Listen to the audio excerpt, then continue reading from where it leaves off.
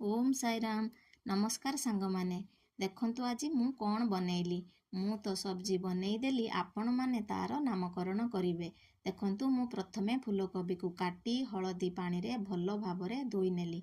तापरे कढ़ई रे तेल गरम करी फूलकोबी को देली। सेथिरे टेस्ट अनुसार लूण हलदी देई भाजिबा पाई कभर देई छाड़ी देली। पुणी मु आसीगली सब्जी कटिंग पाई। सेथिरे देबा पाई मु किछि पनीर, पियाज, कैप्सिकम, टमाटो नेली। जे मसला रे मध्य अल्प टमाटो, काजू, अदा, रसुण, गोटा गरम मसला नेली। एठी देखिली जे फूलकोबी भाजी हुई गलानी। फूलकोबी को खोली प्लेट रे रखीदेली। पुणी कढ़ई रे अल्प तेल गरम करी सेथिरे पियाज, कैप्सिकम को लूण देई भाजिबा पाई छाड़ीदेली। एठी भाजुथिबा समय रे मु मसला प्रिपेयर करी। मसला रे टमाटो, काजू, अदा, रसुण, गोटा गरम मसला नहीं फाइन पेस्ट बनई देली।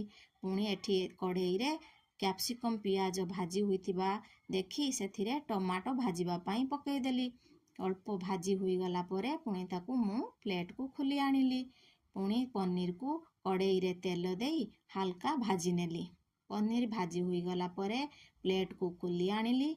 पुणी कढ़ई रे तेल देई जीरा तेल गरम होला परे जीरा देली।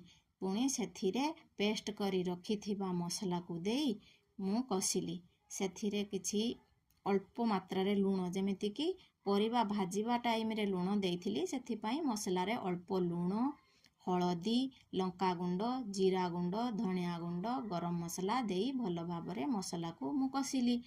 मसला कसी आसुथिबा टाइम रे पुणी अल्प पानी देई मसला को आउथरे भलो भाबरे कसिली।